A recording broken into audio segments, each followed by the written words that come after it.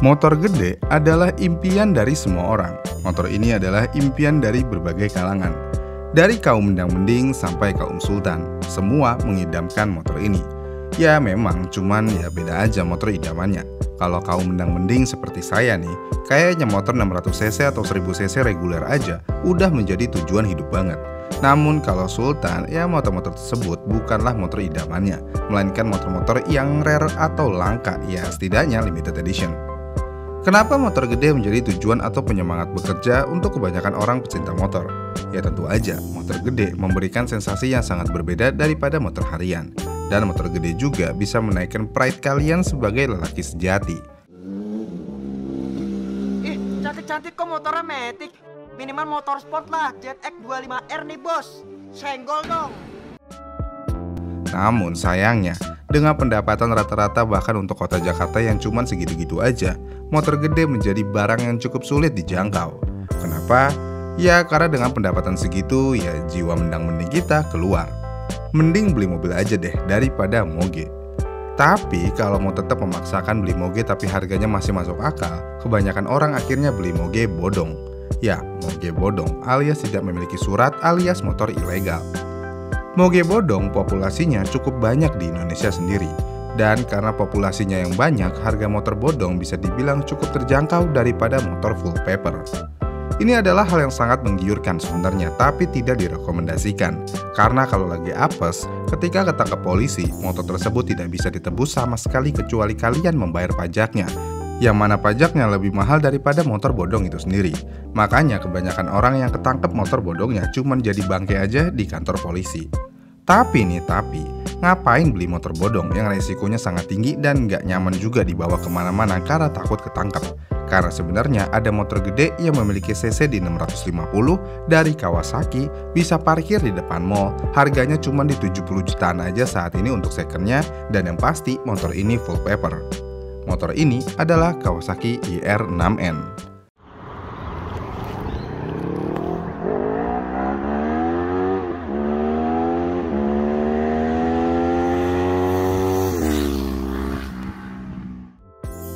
Kawasaki IR6N, menurut data yang ada, motor ini dikeluarkan oleh Kawasaki pada tahun 2005.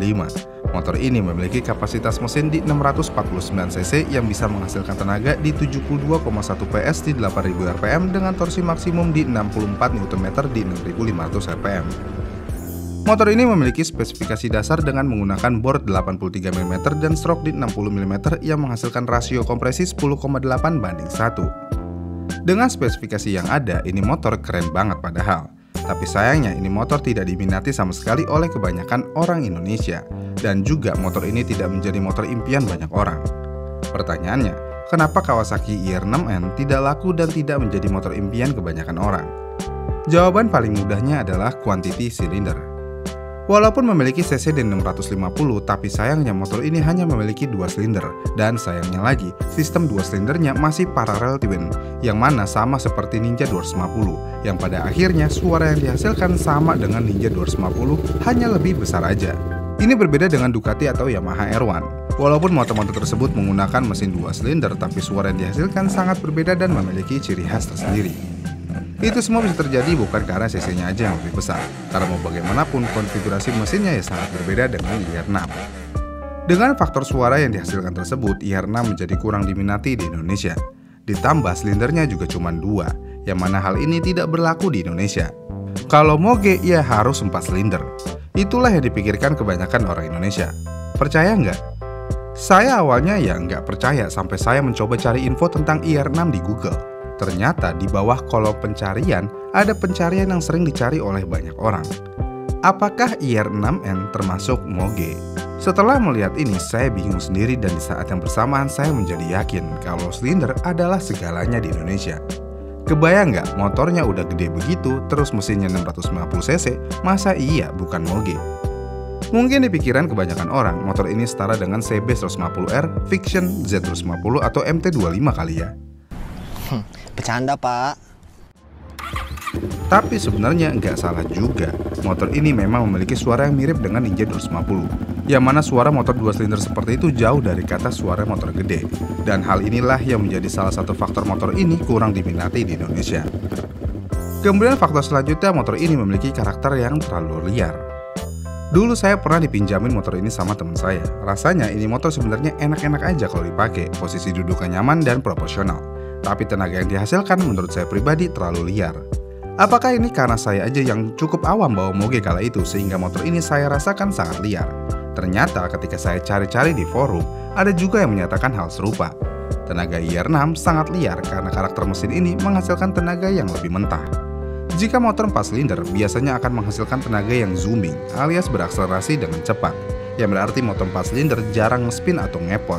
Dan yang pasti dengan akselerasi seperti itu, motor akan lurus saat berakselerasi. Sedangkan IR6 nih, saat digas motornya cenderung ngepot atau tidak imbang, yang berarti motor ini harus digas secara berurutan atau dibuka perlahan gasnya. Dengan demikian, untuk orang-orang yang biasa bawa Matic ataupun motor 250cc akan cukup kaget dengan tenaga mentah yang dihasilkan dari motor ini. Kemudian faktor selanjutnya adalah ini bukan motor fairing. Oke, di sini kita semua setuju. Bagi kebanyakan orang, motor fairing adalah tujuan hidup. Nggak percaya? Ya lihat aja setelah Yamaha, Honda, dan Suzuki ngeluarin motor fairing 150cc, motor-motor tersebut ya laku banget. Bahkan untuk kasus Yamaha sendiri, Yamaha Vision tenggelam penjualannya, dan orang-orang lebih memilih beli Yamaha R15. Nah, ini sama halnya di kelas moge. IR6N sebenarnya memiliki desain yang bagus dan laki banget. Walaupun ini motor naked, tapi desainnya ya keren-keren aja. Tapi sayangnya sekali lagi, motor non-fairing tidak disukai oleh kebanyakan orang. Ditambah lagi, harga IR6N kala itu juga dibanderol di harga 100 jutaan. Sedangkan nih, Kawasaki juga ngeluarin motor ZX-6R dengan harga 220 jutaan. Yang mana walaupun berbeda 100 jutaan, tapi tanggung banget nggak sih?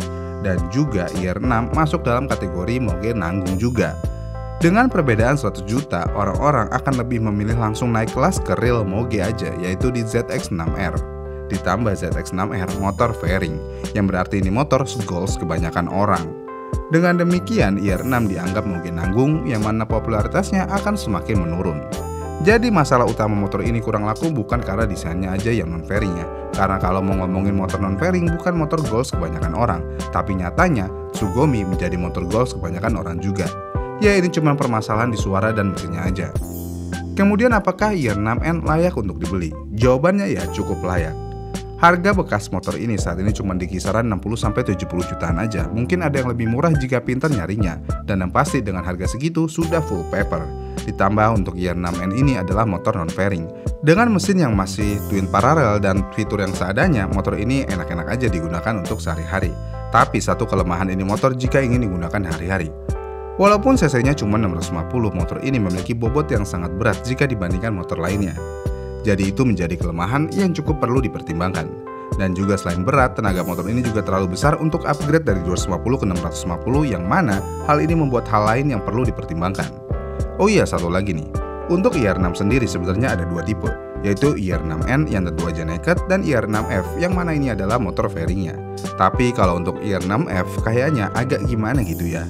Menurut saya dan kebanyakan orang, fairingnya seperti agak memaksakan. Ya kasarnya kayak Vision dimodif. Kurang ajar kamu, saya pecat kamu. Tapi baik lagi sih ke selera masing-masing. Kalau menurut saya ya lebih bagus yang naked daripada yang fairing untuk di IR6 sendiri. Ya itulah pasar Indonesia. Motor sebagus ini dan cukup murah untuk kelasnya masih nggak laku aja. Apalagi saat ini udah ada ZX25RR. Ya makin-makin motor ini makin ketinggalan pamornya. Ya walaupun memang barunya udah didiscontinue. Gimana nih menurut kalian? Apakah ada alasan lain motor ini nggak laku? Komen di kolom komentar di bawah ya, dan sampai jumpa di video selanjutnya.